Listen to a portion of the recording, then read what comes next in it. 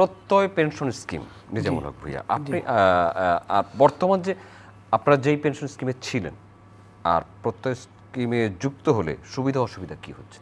হ্যাঁ, ধন্যবাদ মাসুম আপনাকে। ধন্যবাদ আমাদের আজকে স্টুডিওতে আমার সাথে আমাদের অত্যন্ত শ্রদ্ধাভাজন সাবেক পরিকল্পনা মন্ত্রী জনাব এম এ মান্নান এমপি মহোদয়।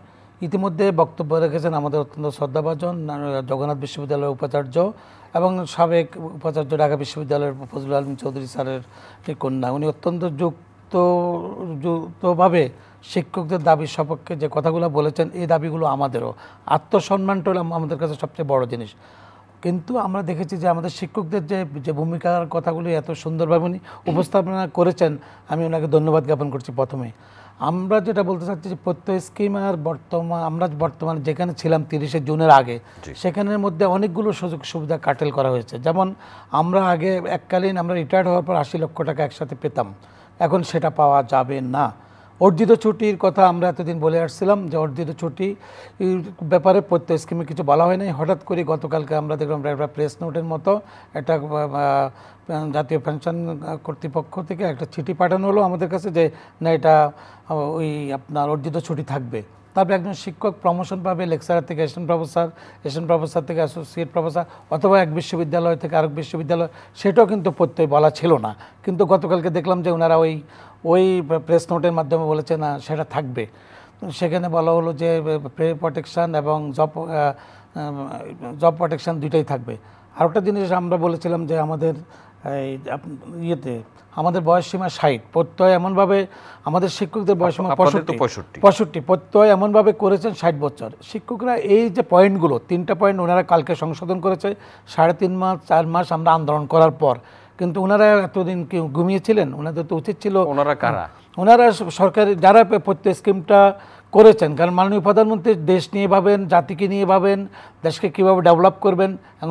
কারণ সরকারের তো অনেকগুলো অনুষঙ্গ থাকে, যারা এই কাজটি করেছেন ওনারা হয়তো সব ঠিকমতো এই কাজটি করেন নাই, বিদায় এই কাজটি হয়েছে। আরেকটা জিনিস দেখেন, আমাদের ফেস্টিভ্যাল ভাতা নাই। দুই ঈদে আমরা ঈদের আনন্দ করি আমরা সবাই।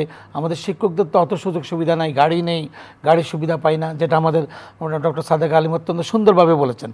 তো কিন্তু আমরা সেটার কারণে ঈদের বোনাসটাও আমাদের বাদ দেওয়া হলো। বৈশাখ মাসের একটা ভাতা আমরা পেয়ে থাকি, সেটাও বাদ দেওয়া হয়েছে। আমাদের চিকিৎসা ভাতা সেটাও বাদ দেওয়া হয়েছে। তো এই যে প্রত্যয় স্কিমের সাথে যে তারপর আমাদের বেতন থেকে 10% প্রতি মাস কাটা হবে, যেটা পূর্বে কখনোই ছিল না, বরং প্রতি বছর আমাদেরকে 5% ইনসেন্টিভ দেওয়া হবে।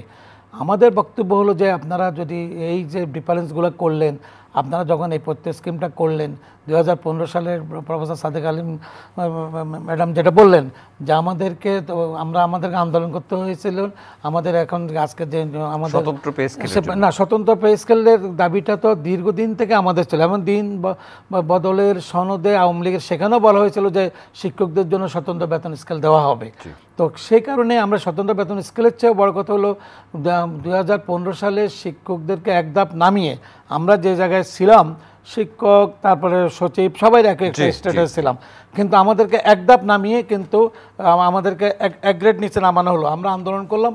আন্দোলনের পর কি হলো, আমাদেরকে মাননীয় প্রধানমন্ত্রী পিঠা উৎসবে আমাদের ডাকলো। সেখানে আমাদের শিক্ষক সমিতির সভাপতি ছিলেন, সাধারণ সম্পাদক যিনি আজকে আমাদের উপাচার্য। আমরা গেলাম, সেখানে যাওয়ার পর উনি বলছে যে ঠিক আছে, তোমাদের এটা মানা হলো, এমনকি তোমাদের সুপার গাইড দেওয়া হবে। একটা কমিটি করে দেওয়া হলো। আমির হোসেন আমু সাহেব এটার আহ্বায়ক ছিলেন, তোফায়েল আহমেদ সাহেব ছিলেন, আমাদের যে ফরিদউদ্দিন আহমেদ সাহেব যিনি শাহজালালের বিসি, আমাদের doctor S M Maksud Kamal member, 7-8 জন। এরপরে কিন্তু কমিটির আর একটা মিটিং বোধহয় ওনারা করেছেন, নুরুল ইসলাম নাহিদ সাহেবও এটার সদস্য ছিলেন, আপনিও বোধহয় অর্থমন্ত্রী ওই কমিটির মেম্বার ছিলেন, ওই তো স্যারও এখানে আছেন। কিন্তু ওনারা সাবেক অর্থমন্ত্রী আমাদের মহিষ সাহেবও ছিলেন সেখানে, কিন্তু ওনারা কিন্তু আর সেই মিটিংটি করেন নাই। 9 বছর পর্যন্ত ওনারা কিন্তু মানে আমাদেরকে বলছে দিবে। আমরা সবসময় যখন আমাদের শিক্ষকদের কোনো বিষয় আসে, আমরা আমাদের শিক্ষকদের বলে থাকি যে আমাদের এটা পাওয়া যাবে, পাবো, আমরা সেটা পাই নাই। এখন আমাদের বক্তব্য হলো যে আমরা হঠাৎ করে দেখলাম যে মানে এই যে 13ই মার্চ এই প্রত্যয় স্কিমটা যে ঘোষণা করা হলো, আমাদেরকে স্টেক হোল্ডার একজন ছিল, আমাদেরকে কোনো প্রতিনিধি থাকা প্রয়োজন ছিল না। আমাদের মাননীয় শিক্ষামন্ত্রী মহোদয় অত্যন্ত সুন্দরভাবে বলেছেন যে শিক্ষা মন্ত্রণালয়ের এটা এই বিষয়ে কিছু জানতেন না, যে অর্থ মন্ত্রণালয় কাজটি করেছেন, কারণ উনি না জানলে উনি বলবেন কীভাবে।